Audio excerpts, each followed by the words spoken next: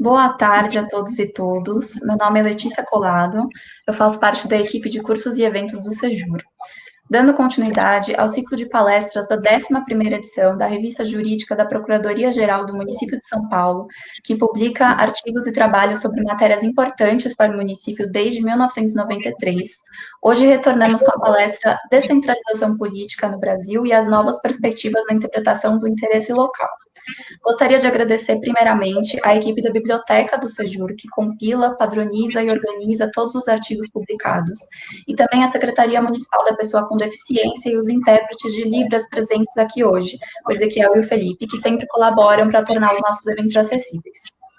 Depois da exposição do nosso convidado, nós vamos abrir um tempo para perguntas do público, então sintam-se à vontade para mandar perguntas nos comentários que serão enviadas para o professor logo após a exposição.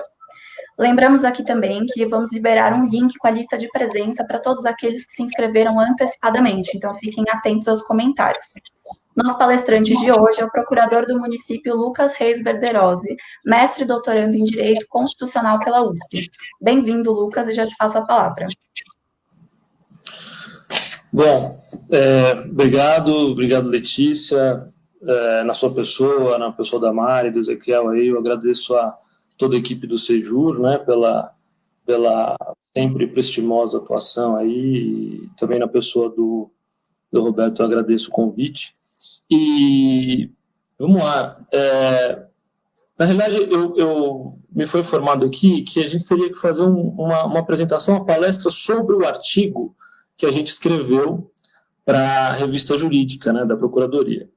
Mas, como também me foi informado que nem todos os nossos espectadores são operadores do direito, eu achei por bem ampliar um pouco o debate, o espectro da nossa conversa, não é exatamente uma palestra, uma conversa, e tratar não só da questão do interesse local, que é uma locução constitucional que prevê competência do município para legislar sobre determinadas matérias, mas também, ampliando o foco, tratar também um pouco do federalismo brasileiro, da questão da descentralização de poder, né? E nesse passo também falar um pouco sobre vamos dizer, o papel do município na nossa federação, né? Que eu acho que é o tema que interessa mais aos servidores municipais e à nossa comunidade. E antes de começar a apresentação, contextualizando também a importância do tema, ainda mais nesse momento de pandemia, eu acho que vai ser interessante a gente tratar de também como os municípios têm atuado nesse momento, né? Quer dizer, e não só os municípios, os estados também, já que quando a gente fala em descentralização de poder, a gente está falando sobre a desconcentração de poder, né? Quer dizer, a federação é constituída por municípios, estados, e eles têm as suas atribuições. E para além dessas atribuições constitucionais, o que a gente tem visto atualmente são, vamos dizer, experimentos diferentes, né? Quer dizer, você tem a atuação interessante do Consórcio do Nordeste, você tem agora uma nova figura ainda em construção, que é esse Fórum Nacional dos Governadores, nessa questão toda da compra de vacinas, e tudo isso diz respeito a essa descentralização do poder, que no fim das contas a gente vai verificar é muito importante para, vamos dizer, para a efetivação dos serviços públicos, de uma maneira eficiente, difusa, né? E também é interessante perceber como o município, falando agora especificamente do município, como a atuação do município no domínio econômico, que inclusive é o tema da minha dissertação de mestrado, tem se intensificado cada vez mais. E ela tem se intensificado também em razão de uma crescente urbanização que vai se vendo em todo o globo, né? Para ter uma ideia e contextualizar o tema dentro do âmbito global. Em 1975, né, 37% da população era urbana. Em 2016, 55%. Esse processo no Brasil é muito mais violento. Nos anos 50, você tinha nós tínhamos um país basicamente rural, e chegamos atualmente a números como 85% da população urbanizada. Um outro aspecto, antes também de começar a apresentação, mas contextualizando a importância dela, é a questão de verificar a questão da descentralização orçamentária também. Né? É interessante perceber como o Brasil está em linha com países em desenvolvimento, sul-americanos, na questão da falta de descentralização orçamentária.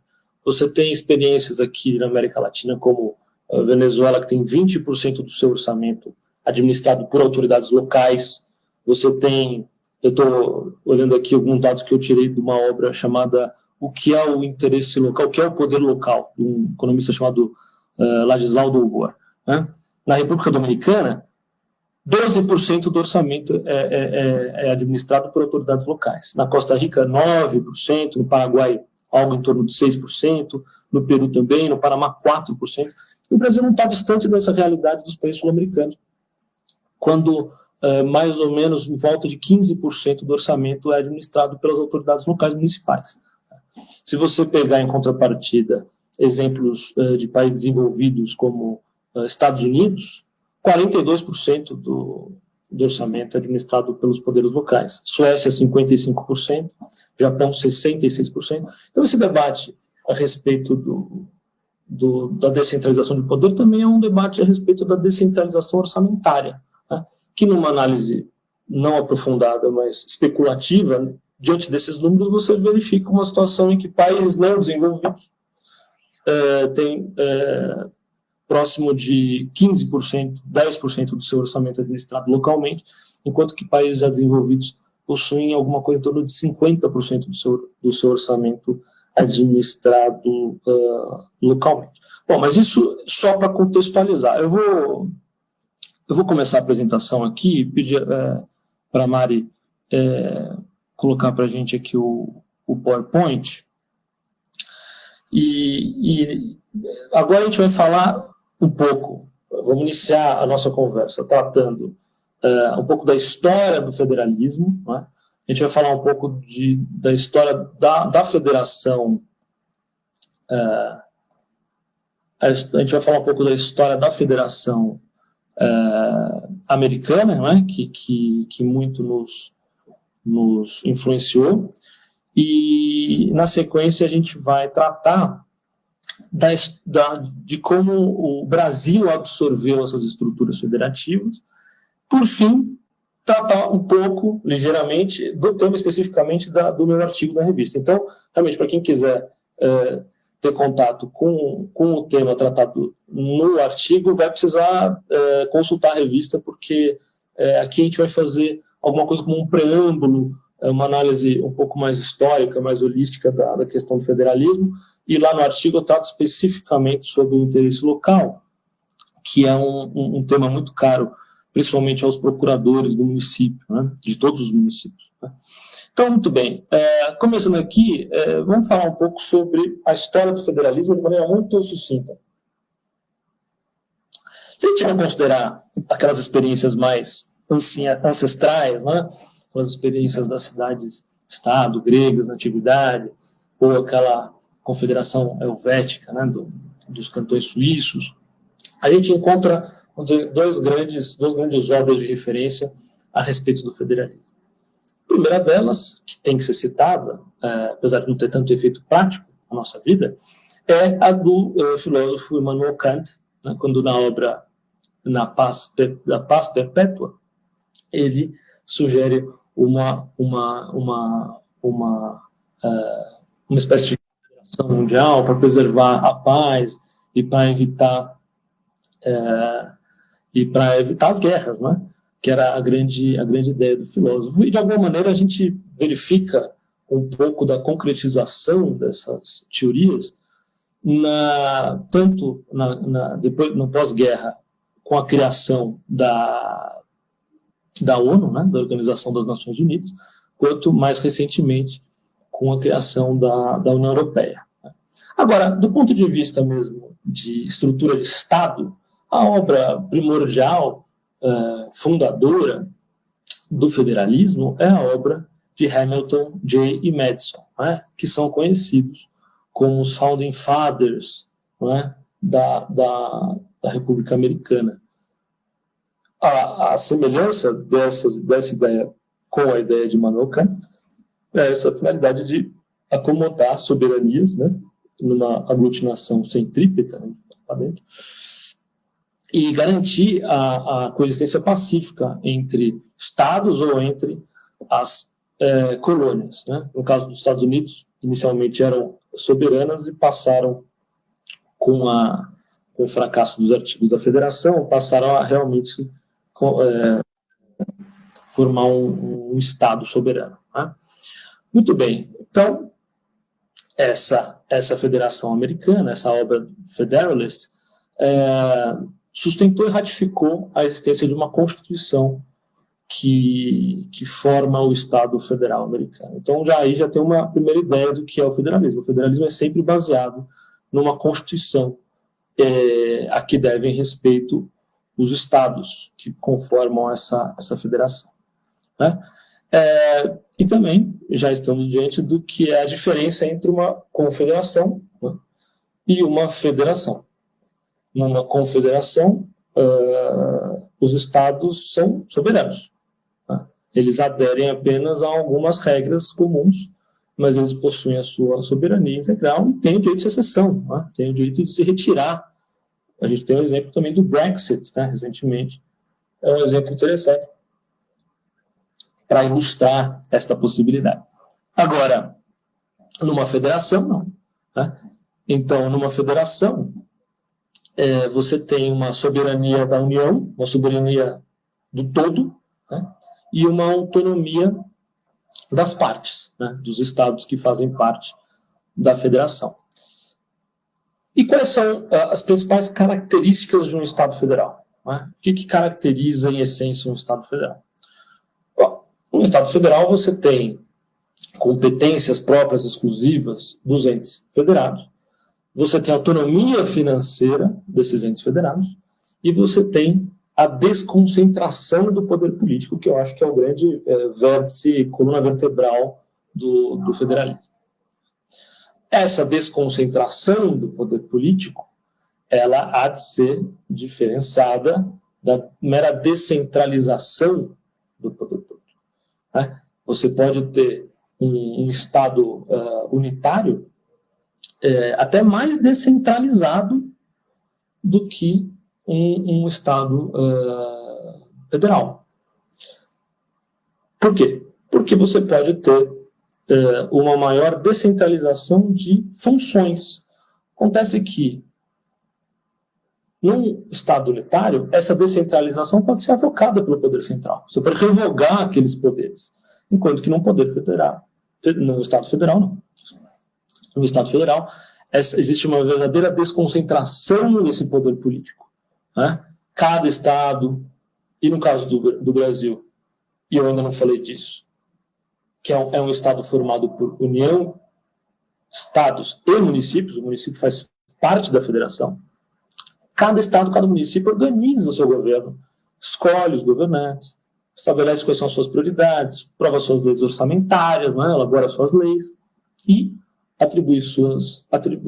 desempenha suas atribuições sem que haja interferências indevidas por parte do Poder Central, salvo as raras e excepcionais hipóteses previstas na Constituição de intervenção federal nos estados ou estadual nos municípios. Né? Além disso, qual é a outra característica que nós citamos há pouco? A autonomia. Autonomia financeira da União, autonomia financeira dos estados membros e autonomia financeira do município. Né? É interessante aqui lembrar que quando os Estados Unidos, ainda falando nos Estados Unidos, ele está falando um pouco da história do federalismo antes de chegar no Brasil. Quando nos Estados Unidos as colônias, 13 colônias, resolveram por formar uma federação, o problema é quem vai financiar? Quem vai financiar este poder central? Quem vai financiar este poder central cujas atribuições são específicas e limitadas à tríade original de defesa, relações diplomáticas, regulação do comércio interestadual. Quem vai financiar? E aí a União tinha sérios problemas de financiamento. Acontece, e pegando de empréstimo a lição do eminente professor Dall'Ari, Dalmor Jacob Dall'Ari, com o tempo, o problema do financiamento, como nós estávamos falando há pouco, passou a ser dos estados. A União foi absorvendo cada vez mais poder, nós vamos entender por que a União cada vez mais absorveu poderes, começou a cunhar moeda, começou a ter o controle do sistema bancário, começou a ter cada vez mais poderes tributários e arrecadatórios próprios. Tá? E, conclusão, a questão orçamentária inverteu. O problema passou a ser, também lá nos Estados Unidos, o financiamento dos Estados-membros. Tá? Vamos lá.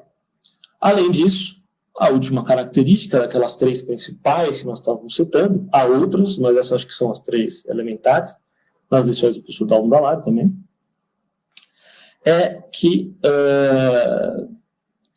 as competências numa federação são divididas, né? São divididas entre os entes federados. Né? Você tem múltiplas formas de dividir essas competências, a gente vai ver um pouco adiante, mas a ideia é você ter uma distribuição equilibrada entre os entes federados. Né?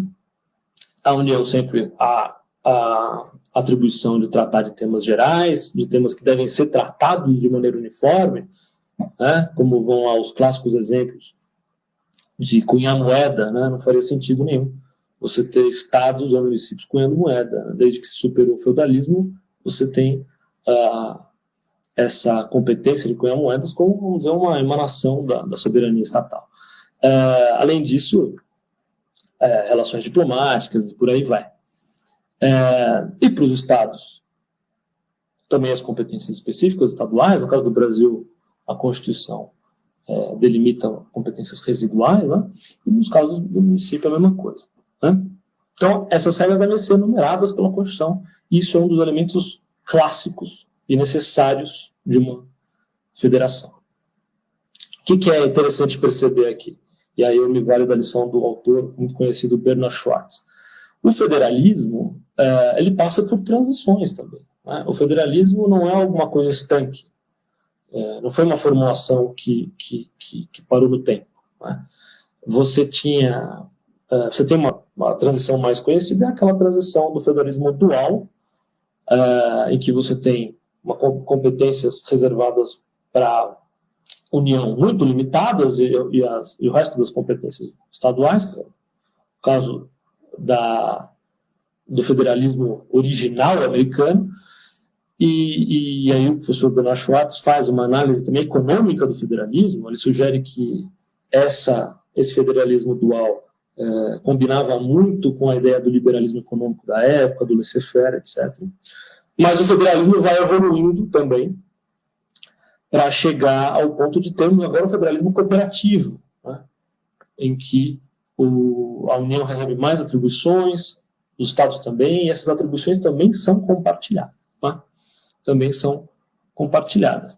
Essa superação do federalismo dual, que eu estava falando há pouco, nos Estados Unidos, ela se deveu essencialmente depois do crack de 29, né, da grande crise americana dos anos 20, com a questão do New Deal de Roosevelt, né, e o New Deal foi um pacote de políticas estatais que foram basicamente organizadas de maneira central, grandes obras, etc. E essa, entre outras causas, resultaram num aprimoramento do federalismo a partir das decisões da Suprema Corte Americana, em que você vai também nos Estados Unidos superando o federalismo dual e passando a um federalismo um pouco mais complexo, um pouco mais cooperativo. Isso não aconteceu só, essa questão vamos dizer, da hipertrofia do poder central, né? Da maior atribuição do poder central, ela não aconteceu só nos Estados Unidos. Né? Eu falei do crack de 29, mas os anos 20, o século XX, né, os primeiros anos do século XX foram muito turbulentos. Você teve, eu dou alguns exemplos, as revoluções industriais, a ascensão do socialismo, né, na Rússia, as depressões econômicas pelo mundo, né, e as guerras totais, né, as guerras mundiais. Tudo isso acabou gerando a necessidade, até para a reconstrução pós-crise, de um intervencionismo econômico-social muito maior. E a consequência foi uma hipertrofia do poder central. Vou fazer um parênteses aqui. Esse pêndulo está voltando. Quer dizer, essa hipertrofia do poder central, esse aumento cada vez maior das atribuições centrais, está mudando no mundo inteiro. Eu não tenho ele aqui, estou na biblioteca, mas tem um livro muito interessante de um professor indiano, Raghuram Rajan, o nome dele, foi presidente do Banco Central Indiano, eu tenho a impressão que ele é presidente do Banco Britânico, e professor da Escola de Chicago, né? E ele tem um livro chamado The Third Pillar, né, o terceiro pilar, em que ele fala justamente disso, né, a questão da globalização, a questão dessa hipertrofia do poder central, e esse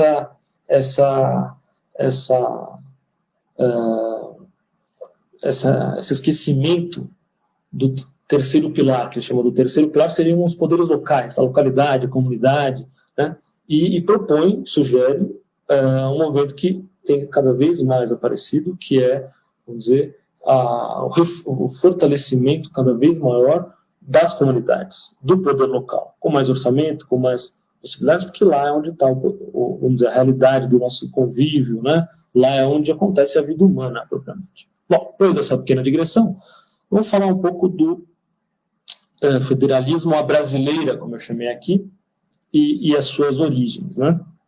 O federalismo, então, como a gente já falou, é uma forma de Estado. No Brasil, vamos falar aqui do Brasil Império. O Brasil Império, de 1822 a 1889, era basicamente um Estado unitário. Né? E por que ele era um Estado unitário? Porque a grande ideia era evitar a fragmentação territorial. Né? Então, você teve, até no começo ali da Constituinte de 1822, você teve algumas ideias federalistas ali se impondo, e é uma das razões pelas quais, provavelmente, Dom Pedro acabou o assunto e acabou outorgando uma Constituição mais centralizadora, em 1904. Até você teve um ato adicional no tempo do período entre o Dom Pedro I e Dom Pedro II, ali da regência, né? Na regência você teve um ato adicional que respirou alguns ares federalistas, mas que foi logo alterado e assumiu Dom Pedro II e o Estado brasileiro, a monarquia, voltou a concentrar os poderes em detrimento das províncias, né, de então, que viraram os estados posteriormente. Bom, quando que surgem as ideias federalistas no Brasil, então? Se o Estado brasileiro foi um Estado unitário, quando, então, que essas ideias federalistas ganham força? Elas se fortalecem justamente na última quadra, no último quarto do século XIX, né, com o movimento republicano. Então, aqui eu digo, inclusive, que o movimento republicano é muito mais um movimento federalista do que um movimento, propriamente, contra o regime, né? Aí você tem obras clássicas, tem Tavares Bastos, escreveu A Província, que acho que é a maior obra federalista. Você tem o Manifesto Republicano, do Quintino Bocaiúva, né? E aí você tem, com a proclamação da República, né, um golpe republicano, né, você tem a instauração de dois pilares do Estado brasileiro que vigoram até hoje, que são o presidencialismo e o federalismo. Né? Então, a Constituição de 1891 já previa, que é a primeira Constituição republicana, já previa um Estado federal como cláusula pétrea. Então, a federação era uma cláusula pétrea lá na Constituição de 1891. E a gente vai ver, continua sendo na Constituição agora que vigora de 1988, e que vai vigorar por muito tempo, certamente. Então, É claro, a história do Brasil é uma história de idas e vindas, de jusantes e montantes em relação à centralização, também em razão dessa alternância de regimes. Nós tivemos o regime do Estado Novo, né, centralizador, claro, por natureza, né? Depois um respiro federalista, em 1946 teve uma Constituição bastante municipalista, né? Nada obstante, a realidade prática nem sempre refletisse, né, esse espírito da Constituição. E depois nós tivemos o golpe militar, 64, também relativamente centralizador, e por fim, a Constituição de 88, que vigora até hoje, que homenageia a federação como cláusula pétrea. E muito bem. Como a gente pode ver, existe uma certa conturbação, um histórico um pouco senoidal, ou seja, idas e vindas na questão do federalismo. Agora, por quê? Né? Por que federalismo? Para que serve o federalismo? Por que não é mais fácil fazer um Estado unitário e ponto final? Estado unitário, o presidente manda em tudo. Por que a gente precisa de uma federação e por que ela é importante? Por que ela dá certo em muitos lugares do mundo? Né? Bom, existe a situação em que você precisa, eventualmente, não é o caso do Brasil, mas existe uma situação em que você precisa acomodar culturas diferentes, né? Estados de natureza diferente. Então, os Estados Unidos teve uma origem centrípeta, né? Ou seja, uma aglomeração de estados, de colônias, no caso, com culturas, com realidades diferentes. Você tem a Austrália, também tem essa natureza, a Suíça, que até hoje tem 4, 5 línguas oficiais, 3 ou 4 línguas oficiais. E, por outro lado, você tem o imperativo, e aí eu entro aqui nas lições do professor Ferreira Filho, o imperativo territorial. Tá? O professor fala aqui, o federalismo no Brasil é também um imperativo lógico. Tá? Quer dizer, um país com um território com mais de 8 milhões de quilômetros quadrados é um país ingovernável centralmente. Ele precisa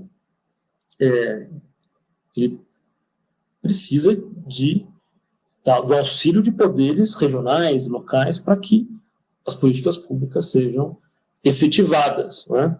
Então, você tem uma situação de um imperativo mesmo. Quer dizer,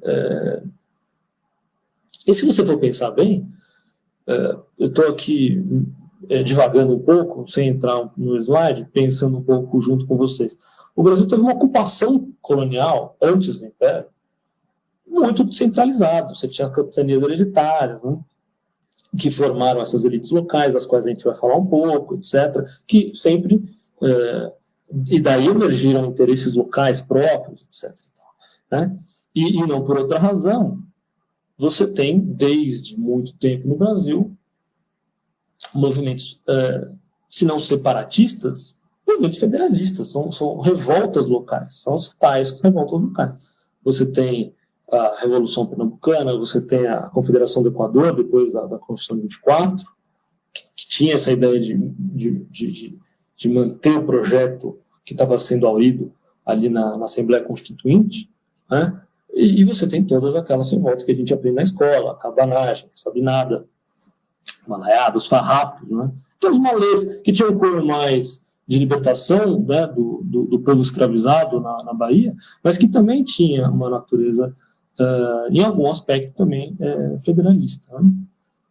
Além disso, o professor Ferreira Filho também chama atenção para essa conveniência política. Né? Por que você tem um federalismo com a proclamação da República?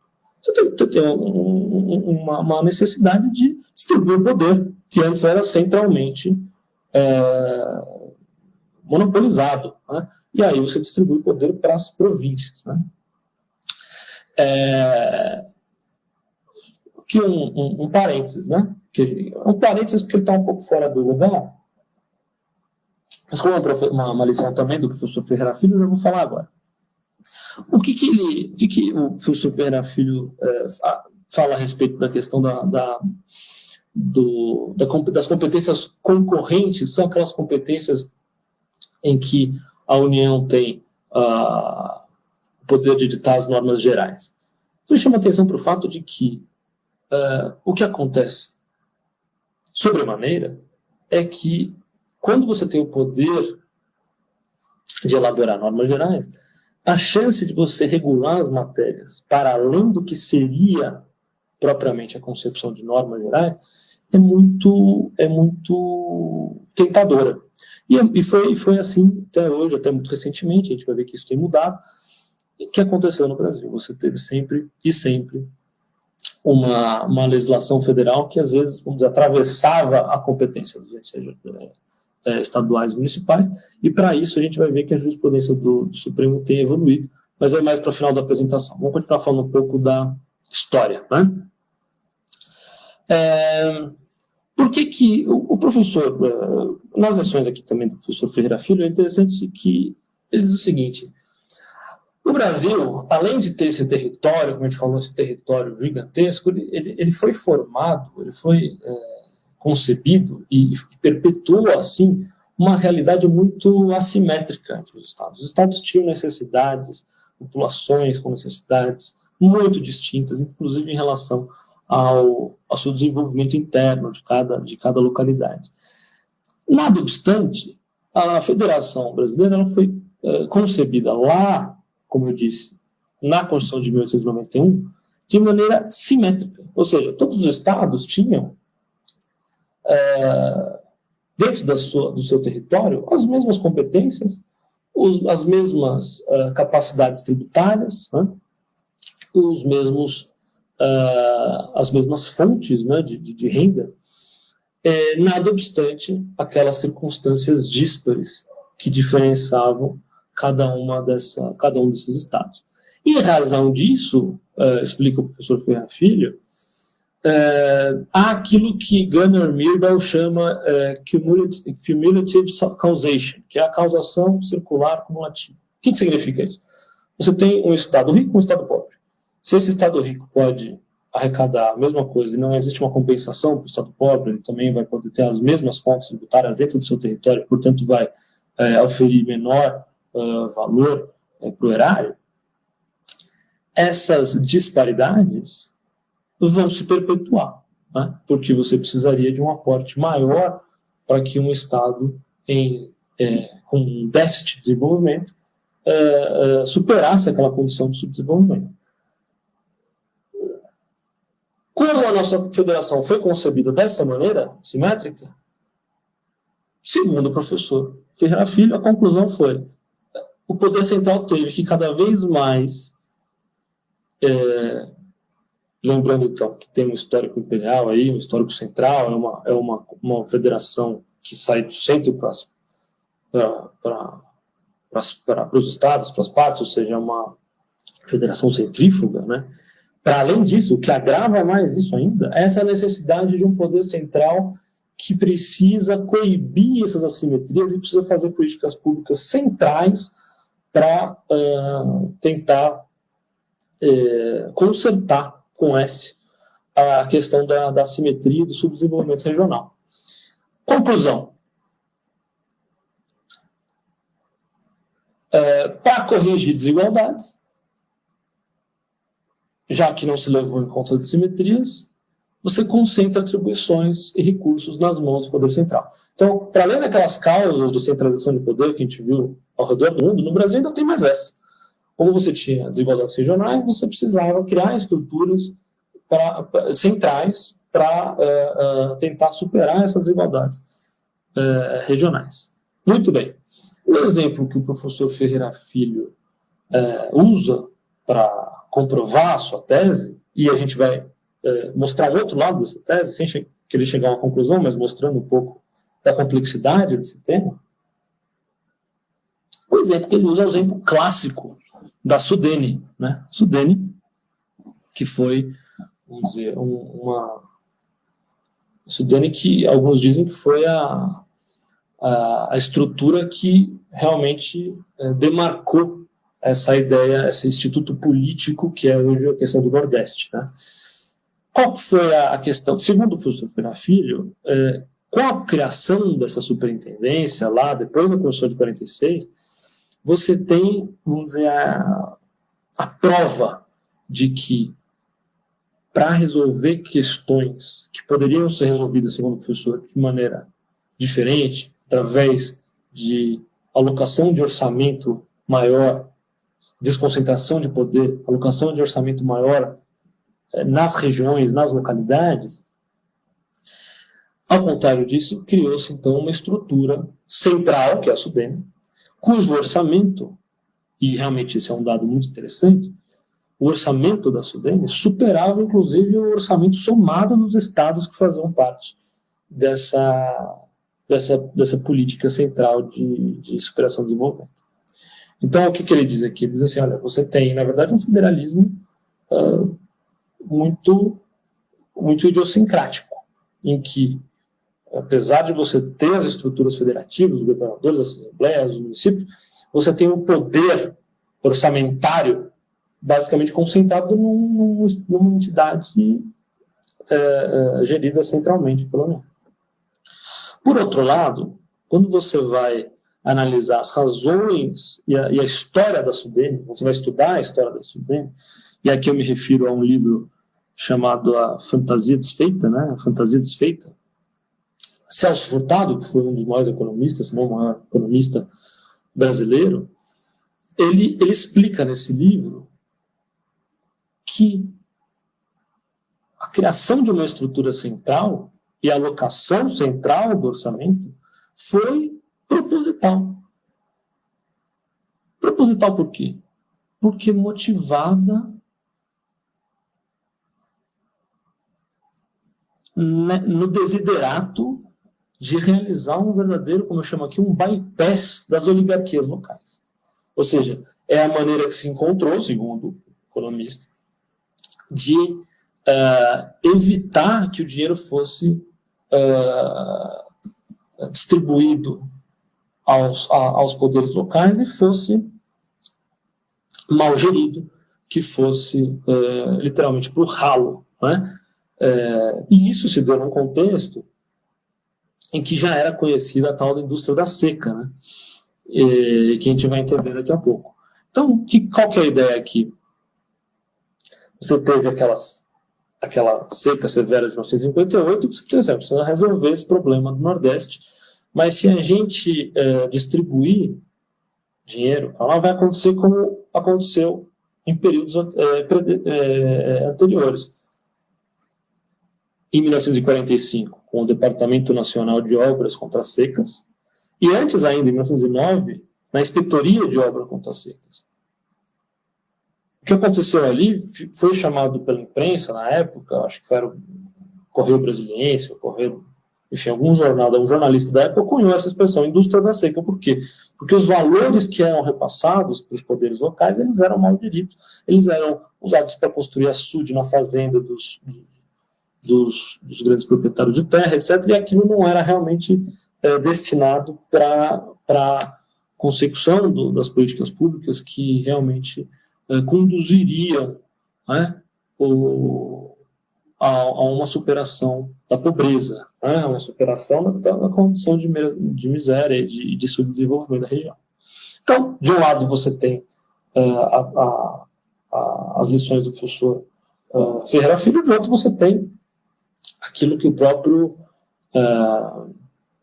criador da SUDENE, no governo Juscelino Kubitschek, expõe como razão para que ele entendeu como necessária centralização da gestão dos valores que seriam destinados para aquela finalidade. Muito bem. Isso posto, um outro exemplo também da questão do nosso federalismo e da concentração de poderes, das razões pelas quais nós tivemos uma concentração de poder, e continuamos falando um pouco do Nordeste, é aquilo que nós conhecemos no Brasil como coronelismo, né? Coronelismo, e aí eu precisaria de 2 horas para falar de coronelismo, mas aqui é só para dar uma ideia de como as estruturas do federalismo, quando incorporadas no Brasil, elas são incorporadas na realidade brasileira, né? E elas foram sendo permeadas pelo poder real, né? pela efetiva, pela real politics do Brasil. Então, o que significa o coronelismo? Em rápidas linhas, o coronelismo é essa ideia. Você tinha o Brasil do começo da Primeira República, né? uma ampla base representativa, eleições, e aí você tinha essa manifestação do poder privado, dos coronéis, dos donos de terra, né? Dos grandes proprietários de terra, que eram também os líderes políticos, e que, vamos dizer, corrompiam o processo democrático. E a gente está cansado, careca de falar sobre isso. Compra de voto, aquelas urnas que eram colocadas dentro da fazenda, que o sujeito não sabia quem estava votando, ele só tinha que ficar na fila ali.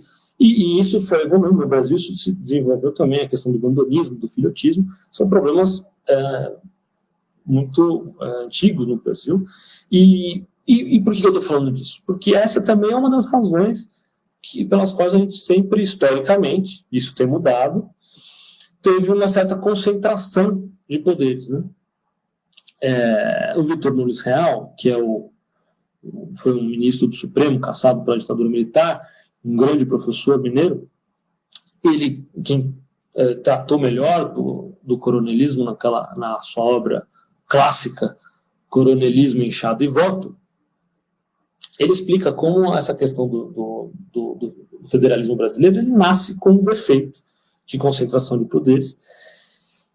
E o subterfúgio usado pelos juristas da época para cada vez mais concentrar poderes na mão dos estados, das ex-províncias, era, além da questão da tradição, como ele diz aqui, a tradição da centralização de poder, era aquilo que eles indicavam como sendo a necessidade de evitar a criação de oligarquias locais, como essa do coronelismo. Acontece, como explica Vitor Nunes Leal, que o poder central se consolidou também através de um sistema de concentração desse poder provincial e através do amesquinhamento dos municípios, né? Então, você tinha sob o subterfúgio de evitar a criação de oligarquias locais, você acabava também criando oligarquias, as próprias províncias acabavam gerando a sua própria oligarquia local, que ia sustentar as suas bases eleitorais, que iam resultar na garantia da sua eleição e reeleição. Isso, quem conhece um pouco a história do Brasil sabe, chamava a política dos governadores. Mas só estou falando aqui para explicar como que o federalismo brasileiro, a brasileira, sempre teve essa doença, desde a sua origem, de concentrar poderes. Né? Bom, de novo, algumas lições do professor Dalmo Dallari, é aquele que questiona, também dentro dessa perspectiva dos poderes locais, né, dessa história ancestral brasileira, se o Estado Federal garante ou não garante estados mais democráticos. Essa é a pergunta dele. Então, a gente já viu que a federação, a despeito da história do Brasil de centralização, o Estado Federal, pelos números que a gente tem, quanto mais descentralizado o poder, mais efetiva e difusa é a execução das políticas públicas, melhores são os serviços públicos. Mas o professor Dallari eu não vou dar resposta nenhuma para vocês aqui, né? Estou tentando dar os dois lados da moeda, a gente vai chegando a uma conclusão junto. Então, de um outro lado, você tem aqui essas ideias do professor Dallari, no sentido de que, apesar de federalismo ser, as palavras dele, incompatível com uma ditadura central, né, totalitária, né, o federalismo não é garantia de um Estado mais democrático. Né? E por que ele fala isso? Ele fala isso porque, em primeiro lugar,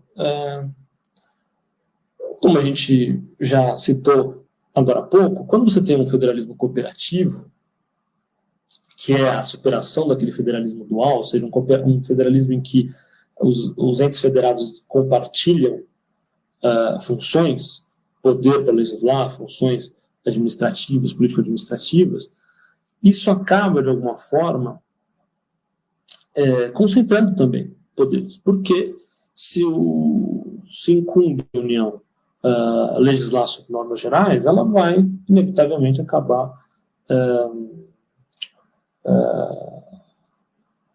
a União vai acabar, ao elaborar essas normas gerais, vai acabar invadindo também a competência para suplementar, a competência para legislar a respeito de matérias peculiares às regiões e aos municípios.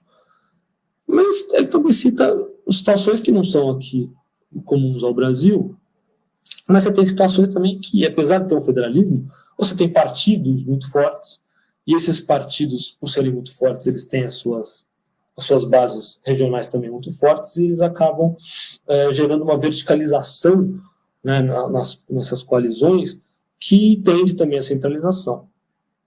Né? Você tem também uma situação aqui, e aí mais próximo do Brasil, principalmente da Primeira República, em que você tem uma pluralidade apenas formal de centros de poder, né, que na realidade você vê é uma aliança de oligarquias, né? E aí o professor Dall'Ari diz que ainda hoje em alguns estados-membros, né, tem famílias que exercem uma dominação política, econômico-social, e com isso você acaba, vamos dizer, reduzindo a qualidade do federalismo brasileiro. Mas são discussões acadêmicas, né? A conclusão do professor Dall'Ari é que, de um lado, o federalismo favorece, sim, o predomínio, eventualmente, de algumas oligarquias, tá? Uma vez que ele, de alguma forma, ele resguarda essa autonomia dos estados e a autonomia desses poderes já estabelecidos, né? Agora, isso é uma evolução, né? Isso tem cada vez mais mudado, tá? Na minha visão, aí digo eu. Só que, de outro lado,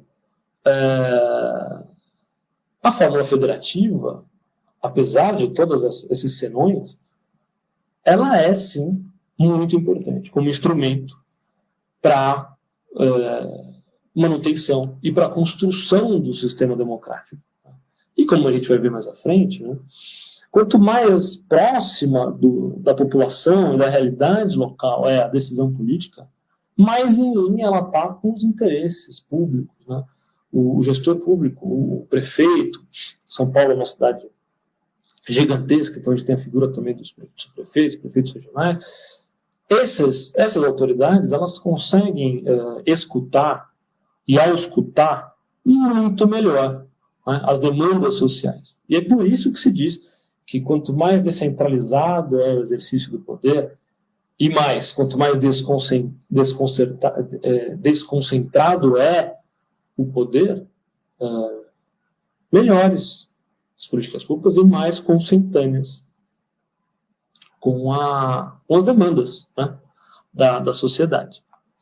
Então, para resumir, falando um pouco do histórico do federalismo, das origens do federalismo, dando um panorama sobre o federalismo no Brasil e as razões para a gente ter até muito pouco, e até hoje, digamos, mas em evolução, um federalismo ainda muito centrípeto, né, um federalismo ainda muito concentrado, um federalismo ainda com um poder central muito forte. E aí fomos analisando até chegar nesse dilema que é, de um lado, você tem esse federalismo cooperativo justificado, esse federalismo cooperativo de natureza mais centralizadora, justificado pela necessidade de um Estado intervencionista, né, para superar as demandas que são tão gritantes na realidade brasileira, mas, de outro lado, e somado a isso, a realidade municipal.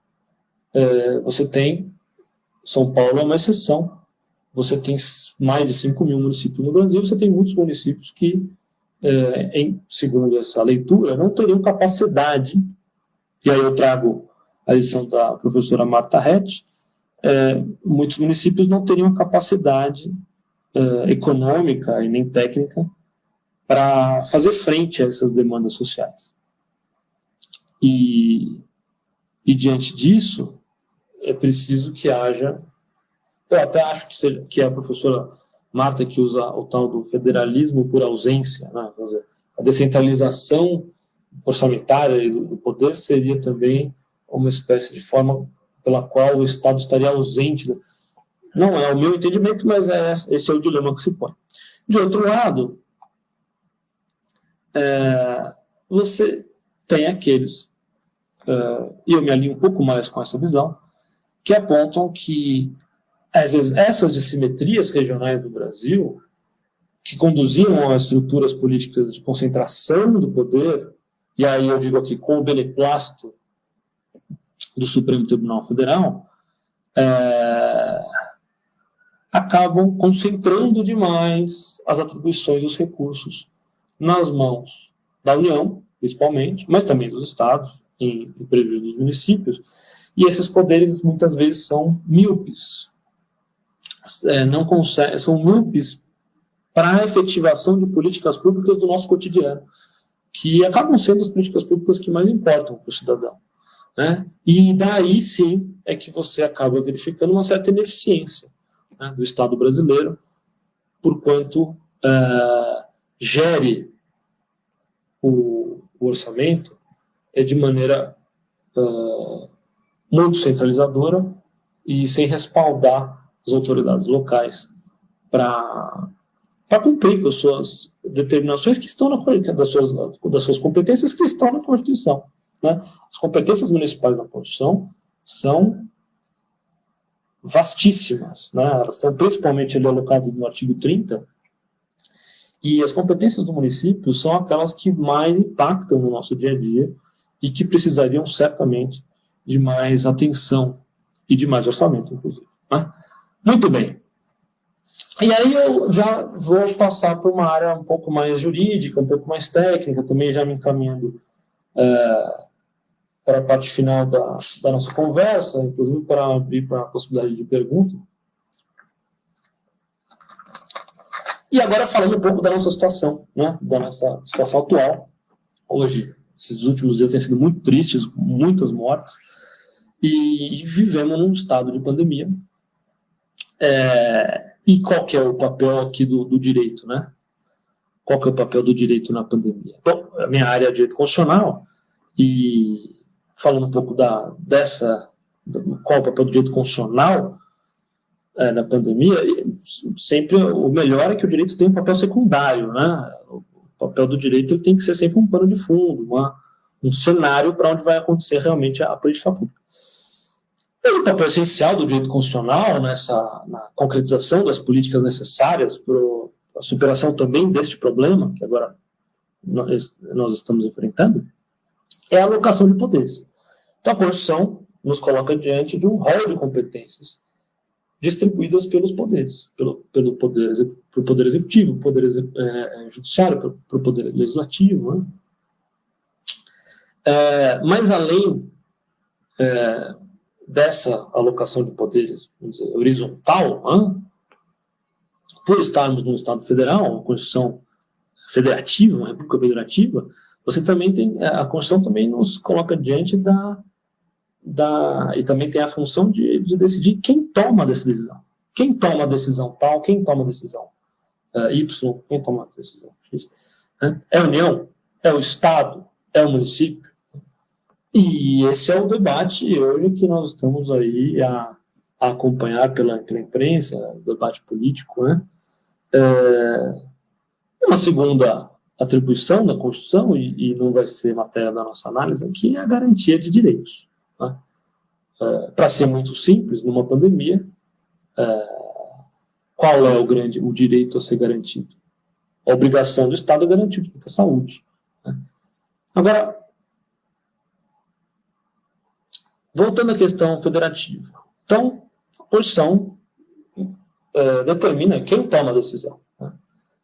E em constituições de natureza federativa, você pode ter até técnicas diferentes para determinar quem toma as decisões. Você pode enumerar explicitamente competências privativas, né? E determinar outras competências residuais, ou seja, lista um rol de competências para a União, as residuais ficam para os outros. Mas você pode também trazer competências compartilhadas. A Constituição brasileira tem as duas formas, tem as competências privativas e tem as competências compartilhadas. Para ser muito rápido, né, você tem competências administrativas, político-administrativas, que são as exclusivas, residuais ou comuns, né? As exclusivas estão no artigo 21 e 30, as exclusivas da União do município. Você tem as competências residuais dos estados, você tem as competências comuns no artigo 23, onde tem o zelo pela saúde, as políticas públicas de saúde. Você tem também as competências legislativas, para legislar sobre algum assunto. Então, as primeiras são administrativas, para executar políticas públicas, e as segundas, que eu estou falando aqui, é legislativa, que também são distribuídas entre privativas, a União no artigo 22, o município no artigo 30, lá tem um rol de competências privativas, residual para os estados têm competência para legislar residualmente, suplementar a legislação às normas gerais, né? O município também tem essa atribuição de suplementar naquilo que houver interesse local, as leis. Você tem também a competência concorrente para legislar sobre determinadas matérias, e aqui também a saúde. Ou seja, a União elabora suas normas gerais, estados e municípios suplementam naquilo que lhes couber dentro da categoria do peculiar interesse. E aí você tem aquela competência supletiva, né, que é aquela hipótese em que, na ausência de uma legislação por parte da União, o Estado pode suplementar. E há quem entenda, se inclui entre eles, os municípios também têm essa competência supletiva. Recentemente, uma curiosidade, você teve, logo no começo da pandemia, ali aquela discussão, o que a União pode fazer, o que não pode, etc. e tal. E eu, por bem, então, o Conselho Federal da Ordem dos Advogados do Brasil ingressou com a DPF, a DPF 672, se eu não me engano, o relator é o ministro Alexandre de Moraes, e lá, basicamente, num voto magistral, ele replicou aquilo que está na Constituição. Tá? Ele esclareceu a competência para a saúde. O artigo 198, salvo engano meu, estabelece uma política de saúde, política descentralizada, em que se determina lá as competências da União, dos estados e dos municípios. O SUS foi concebido como um sistema descentralizado, sem prejuízo das competências centrais, claro. Quais são as competências centrais? Qual que é a competência da União na saúde? Né? Vamos dizer, para resolver a polêmica. Né? A competência da União é diretrizes gerais, desenhar diretrizes gerais, né? e articular a política nacional de saúde. Né? A questão da vacina, por exemplo, é uma questão eminentemente da União, porque ela diz respeito com a imunização de toda a população. A aplicação das vacinas, não sei o quê, ela é já regionalizada, né? Mas a questão da compra, etc., evidentemente seria uma questão muito mais condizente com a atribuição da União. Nada obstante, na política a gente sabe não existe vácuo, se a União não faz alguma coisa, se a União não faz a coordenação central, né? Os estados ocupam esse papel, e isso deflui até do artigo 24, parágrafo 3º da Constituição, naquela capacidade, naquela competência supletiva, né? E dos estados, né? Dos municípios, ou seja, onde a União não atua, e essa é a grande beleza do federalismo cooperativo, né? Por que é importante a articulação da União? Por que a articulação por parte da União é importante? Para evitar que os estados façam a mesma coisa, para também evitar que algum estado não faça alguma coisa que teria que fazer. Ele articula a política, né? Ele distribui um pouco distribui a bola, né? E cada um faz o seu papel. E isso é a importância para você evitar políticas que se sobreponham, né? e que redundantes. Muito bem. E aí, hoje em dia, nós vemos alguns experimentalismos muito interessantes. Você tem, como eu disse no começo, o consórcio dos estados, você tem essa figura nova do Fórum Nacional dos Governadores, pode ser que evolua para algum tipo de experiência federativa, porque o federalismo ele é vivo. Né? Federalismo ele como diz a professora Mônica Herman, procuradora aposentada, professora da USP, diretora da Faculdade de Ribeirão Preto, o federalismo é cultura também. Né? Então, o federalismo é um organismo vivo e você vai adaptando. Você vê, falando agora propriamente na questão da evolução do interesse local, né? Que é a locução que a Constituição usa para determinar a competência do município para legislar sobre determinadas matérias, no artigo 30, inciso 1º da Constituição Federal. Qual a importância de você interpretar a locução interesse local com benevolência, em prol de uma descentralização, em prol efetivamente do interesse de cada município e presumindo sempre que há competência municipal para determinada política pública. Nós estamos vendo aqui o exemplo agora, hoje. Né? Você tem São José do Rio Preto, por exemplo, acabou de decretar lockdown. Por que o São José do Rio Preto decretou lockdown e outros municípios eventualmente não? Porque eventualmente outros municípios não estão em situação tão calamitosa. E por que e outra questão importante, por que São José se convenceu, São José do Rio Preto se convenceu de que vale a pena fazer lockdown? Porque você teve um exemplo de Araraquara há poucos dias, que instituiu um lockdown, né, que é aquela política mais severa de restrição de circulação, e teve os índices de ocupação dos leitos de UTI despencaram. Né? Então, o que significa isso? É aquilo que alguns autores chamam de policy learning, né? ou aquele experimentalismo federativo, ou seja, por que é importante que alguns municípios possam se atrever a fazer políticas públicas que não sejam determinadas de maneira central e uniforme? Porque você consegue verificar o que funciona e o que não funciona, e você cria um ambiente, um laboratório federativo muito interessante. Né? Muito bem. Então, como que a gente interpreta, afinal de contas, o que é o interesse local? Você tem 3 ordens de dificuldade principais. Primeiro, como a gente já mencionou, é definir os limites das competências privativas. Então, a União tem um rol de competências privativas. Tem as competências privativas do município, mas se você se deparar com as competências privativas da União, vamos dizer, legislar sobre direito civil. Legislar sobre direito civil pode ser interpretado de maneira muito ampla. Né? Houve até o caso aqui no município. Tivemos aquela política pública da lei Cidade Limpa, que houve essa discussão. Você não pode afixar qualquer tipo de anúncio na sua fachada. Você está restringindo o direito de propriedade ou não. Né? Isto é ou não é constitucional. Foi julgado constitucional.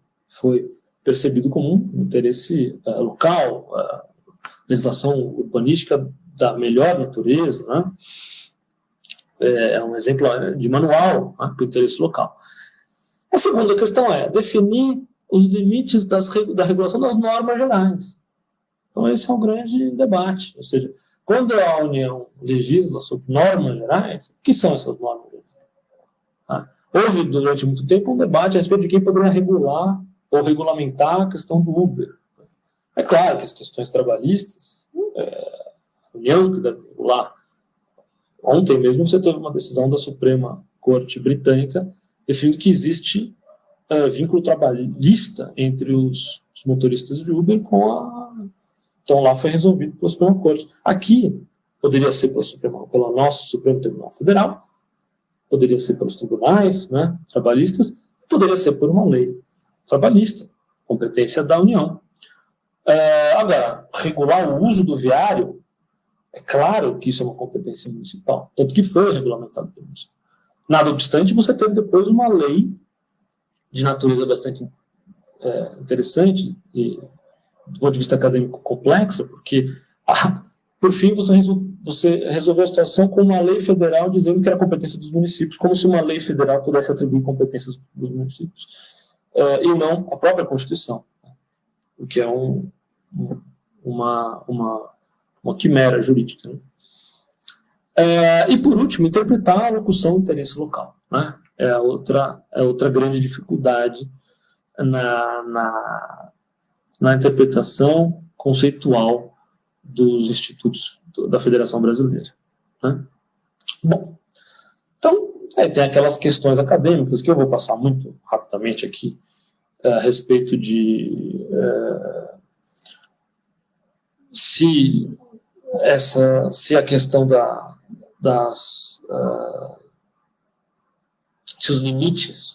se o limite do interesse local é um limite de conteúdo ou de forma, ou seja, é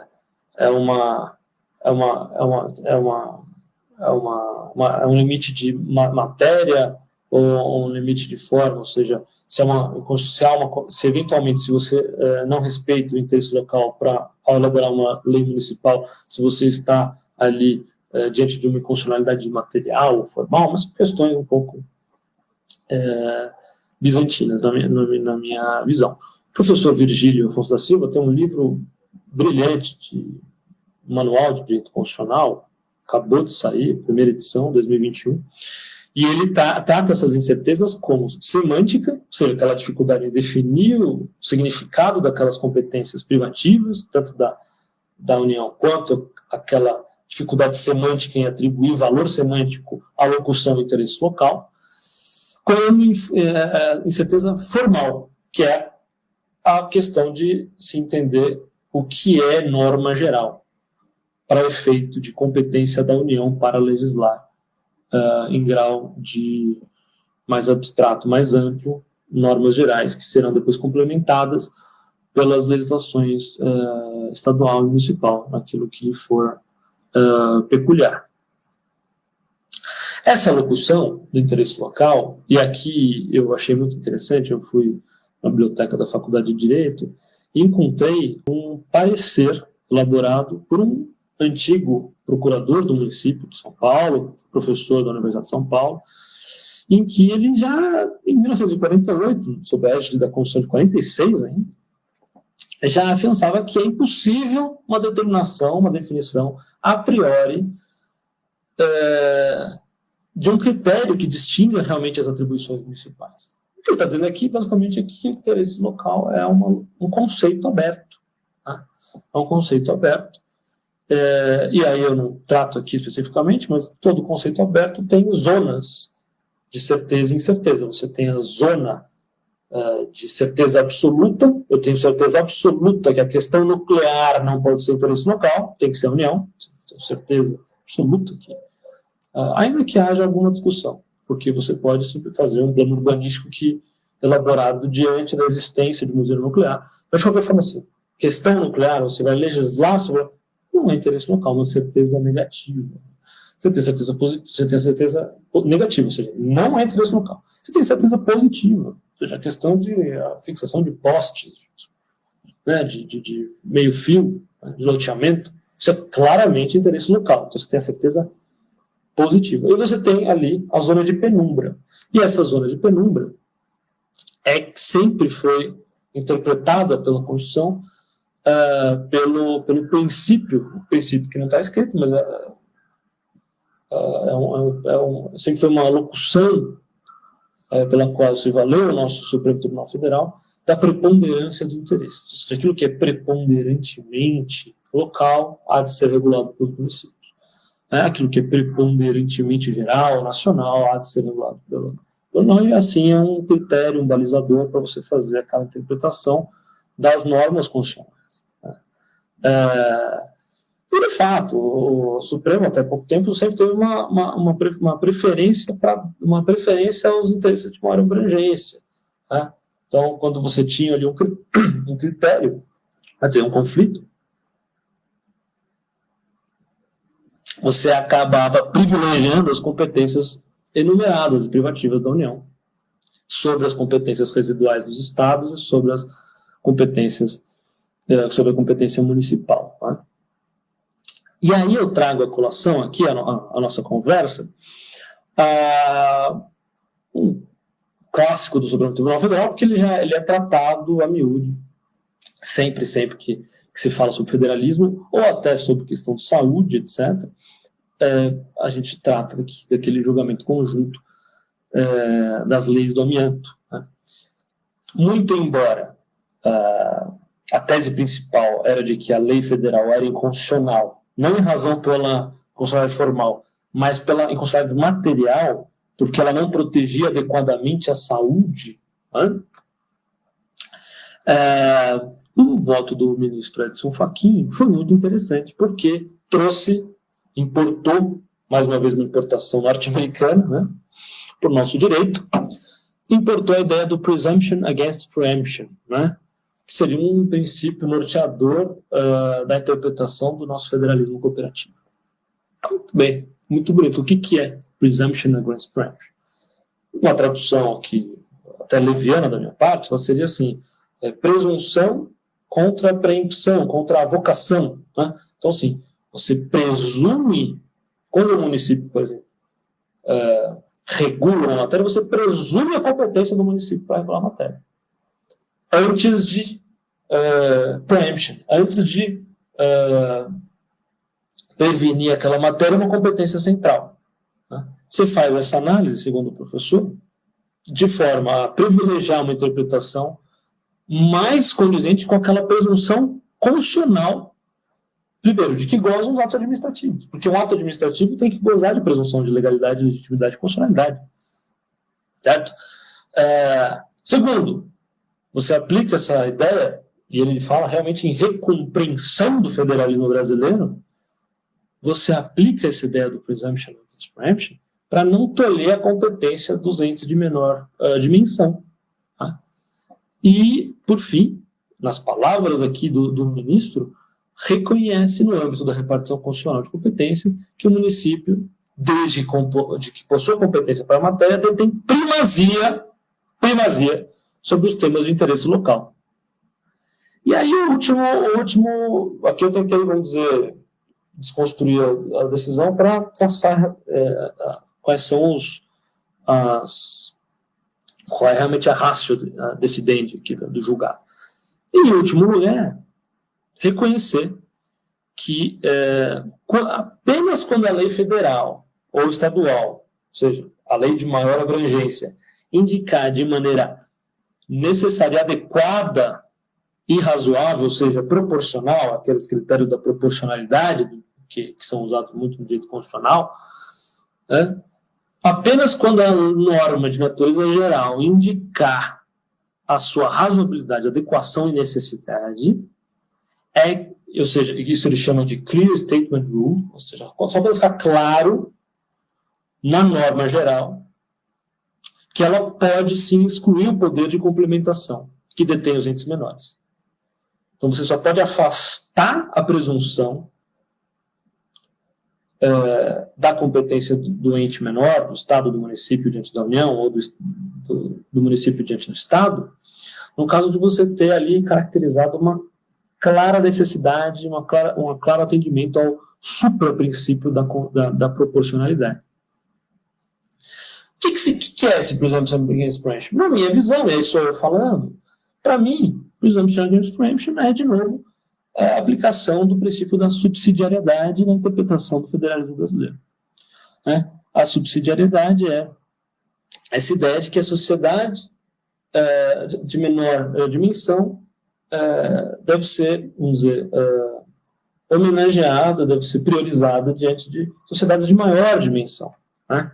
E aí, eu vou até acelerar um pouco pelo tempo, eu faço uma diferença entre o que é a subsidiariedade horizontal e vertical. Né? A subsidiariedade horizontal diz respeito àquela questão, o Estado somente atua quando a iniciativa privada não puder atuar, que é uma ideia ligada ali à visão neoliberal, etc., mas que não tem guarida na nossa Constituição atual. Ela teve, apesar de não ter sido aplicada, ela teve já esteve expressa na Carta Constitucional de 67, no seu artigo 163, que dizia especificamente somente para suplementar a iniciativa privada o Estado organizará e explorará diretamente a atividade econômica. Mas a Constituição de 88 não. A Constituição de 88 não alberga, não acolhe a subsidiariedade horizontal, mas acolhe a subsidiariedade de natureza vertical. Ou seja, você tem uma distribuição de competências equilibrada, né, no nosso federalismo. Você tem uma subsidiariedade de natureza vertical no Brasil.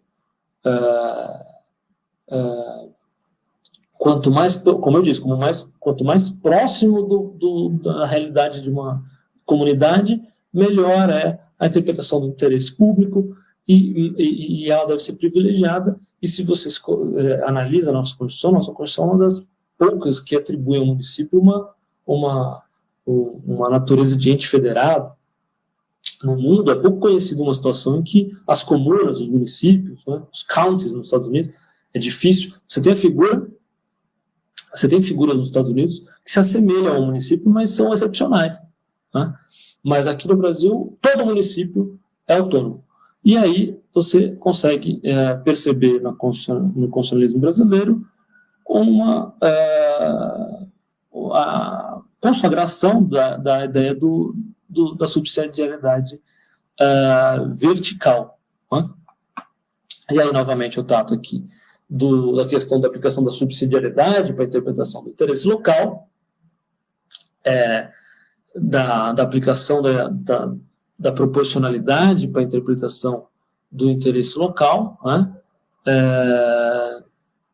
E digo aqui que tem surgido novos ventos desde esse julgado e até um pouco antes, mas cada vez mais, agora com essa DPF 672, a que fiz referência, você tem propostas pretorianas que denotam uma consagração dos entes locais, né? Uma visão segundo a qual seria justificável uma legislação, não seria justificável uma legislação mais abrangente, que retirasse dos entes locais o seu campo de competência de regulação complementar próprio, né? E aí, no âmbito e aqui no contexto da pandemia, você teve alguns exemplos. Eu citei a DPF 672, você tem a ADI 6341, você tem... eu colhi aqui, pensei uma liminar brilhante, realmente raro ver uma decisão liminar com fundamentação tão brilhante, em que diz o seguinte: conquanto se possa aventar do interesse local municipal para atrair a competência municipal, para regular o funcionamento de estabelecimentos comerciais, etc. Isso aqui foi uma decisão que suspendeu os efeitos de um decreto municipal. Então, conquanto você possa verificar interesse local a atrair a competência municipal para regular o funcionamento de estabelecimentos comerciais, surgem no presente caso ao menos duas razões para justificar pela provável inconstitucionalidade do decreto. Primeiro, é o caráter global da pandemia. Então, assim, a pandemia tem um caráter global, que pode eventualmente, não é o que a gente está vendo agora, eventualmente ele pode desnaturar a predominância do interesse local. Como eu falei, não é o que nós estamos vendo decisões municipais tomadas para cada lugar, para cada comunidade. E ele diz, aqui se afigura a possibilidade de um decreto materialmente inconstitucional. Então, ele diz assim, não é formalmente inconstitucional. O município tem competência, mas aqui, na percepção do desembargador, o decreto é materialmente inconstitucional. É uma confusão que acontece muito, que é a inconstitucionalidade material, porque não protege a saúde do que é a possibilidade ou não do ente público, do ente federado, fazer ou não aquele ato legislativo. E aí, por fim, e aí eu já vou terminar, já quase 1h20, e vocês ouvindo a minha voz aqui não devem estar mais aguentando, mas eu queria terminar com desse brilhante ensinamento do professor Virgínio. Ele diz o seguinte, e aí eu vou me permitir até ler um trecho, que eu sei que é chato, mas aqui é muito interessante. Os critérios utilizados para se definir a competência legislativa desse ou daquele ente federado, da União, do Estado, etc., estão em planos diversos. Olha que interessante. As competências privativas da União são definidas com base em um critério puramente material. Então, legislar sobre determinada matéria, legislar sobre direito privado, legislar sobre trânsito, legislar sobre energia nuclear. Então, são matérias. Já a competência dos municípios é claramente baseada no interesse. Então, compete aos municípios legislar sobre os assuntos de interesse local. Ele conclui, ou seja, não são mutuamente excludentes. E ele conclui, mesmo que uma matéria seja clara e inequivocamente parte do direito civil, então um errinho de grafia, ou seja, competência da União, legislar sobre ela pode, ao mesmo tempo, ser do interesse local, competência do município. Então, você pode ter uma matéria de direito civil que seja legislada pelo município. Não porque ela está materialmente adequada, mas é porque há interesse local. E essa é uma interpretação constitucional que se deve dar em planos diversos. Né? E aí, o professor Virgílio até aponta. Interessante seria que o Supremo Tribunal Federal se debruçasse sobre os critérios que tem aplicado e fizesse, em razão da necessidade de aprimoramento casuístico, e fizesse uma rede de precedentes. Né? Ao invés de tentar sempre interpretar e reinterpretar os dispositivos legais, repetindo um pouco do que vai na doutrina. E sem demérito nenhum para os julgados dos ministros, que muitas vezes são realmente excepcionais. Mas aqui acho que ainda falta um pouco dessa construção equilibrada, organizada de precedentes que contemplem essa perspectiva. Conclusão é que é a seguinte, federalismo é uma realidade no Brasil, uma cláusula pétrea, e ele evolui com o tempo, ele muda, ele não transige com seus tempos, né? E como diz a professora Mônica, ele é efetivamente uma cultura e como cultura toca aos operadores do direito realmente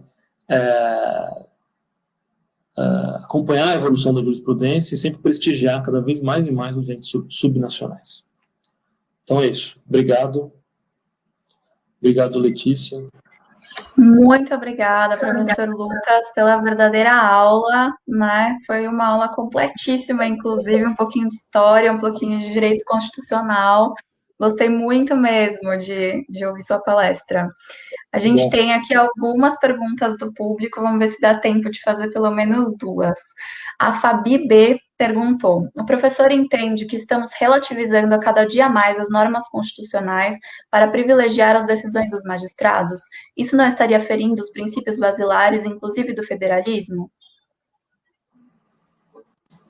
Quer fazer a segunda ou eu já respondo essa? Pode responder essa, vamos ver como está o nosso tempo depois. Na realidade, eu acho que assim, prestigiar as decisões pretorianas, prestigiar as decisões, a formação da jurisprudência é uma tendência, né? Como é uma tendência no âmbito do common law legislar cada vez mais, é uma tendência do civil law criar uma estrutura de precedentes e inclusive viabilizando uma diminuição da litigiosidade, etc. Então, assim, eu não vejo isso como um problema em si. Agora, o problema em si é um problema clássico, o problema que existe é um problema clássico, um problema já cantado e recantado, que é a questão do ativismo, né? O ativismo judicial.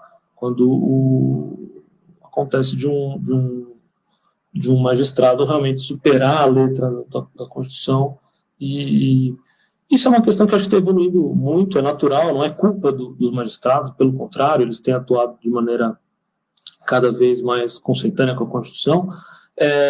Isso é um fenômeno do nosso tempo e eu acho que a comunidade acadêmica tem amadurecido muito esse debate, né, do que foi chamado pejorativamente de ativismo judicial e tem encontrado um equilíbrio, né? A Constituição, como eu falei, ela também se vale de conceitos abertos e de conceitos que merecem, precisam de interpretação. Isso é natural, é do direito. Mas Mas o que eu acho que provavelmente a Fabi está falando são decisões realmente que fogem a essa regra e, de fato, pode ser um problema. Temos mais uma pergunta aqui do Sandro Lopes. Professor, o senhor acha que o judiciário e a segurança pública poderiam ser municipalizados pelo fato de que o município é a célula da União e cada um tem as suas particularidades? Seria mais eficiente a possibilidade desses serviços públicos serem de obrigação municipal em conjunto com as outras esferas federais? Gostei da foto do Sandro. Sandro, perfeito. É isso mesmo. Eu estou de acordo. Eu acho que não seria possível você municipalizar completamente o judiciário, mas você poderia ter instâncias do Poder Judiciário para resolver pequenas lides, pequenos problemas do cotidiano, problemas de vizinho, que são muito mais atribuições do município. Eu não sei nem se isso estaria na alçada do Poder Judiciário, podia ser uma decisão administrativa, podiam ser câmaras da própria prefeitura para decidir essas questões, né? Então, acho que seria E aí, de novo, aquela questão do experimentalismo federativo. Não é? Você precisaria viabilizar que alguns municípios, dentro das suas leis orgânicas, né, viessem com essas novidades institucionais para que outros municípios pudessem avaliar a efetividade ou não. Segurança pública é a mesma coisa. Né? Você vê nos Estados Unidos, que não são um exemplo para tudo, mas nesse caso, eles têm polícias municipais muito efetivas. Você tem a famosa New York PD, né, que é a polícia de Nova York, e importante, né, a nossa guarda municipal aqui é muito, muito importante, e servidores muito bem treinados, e eles poderiam ter também com mais orçamento, isso precisaria de fazer uma descentralização orçamentária maior, como a gente começou falando, eles poderiam compor uma polícia municipal que tivesse atribuições concorrentes, mas não de justa posição, mas competências que pudessem auxiliar o policiamento, com questões mais simples, com questões mais corriqueiras, etc., e deixando as polícias estaduais com mais atenção para questões do crime organizado, que merece investigação intermunicipal e até interestadual, né? Então, eu acompanho aí o nosso Sandro, né?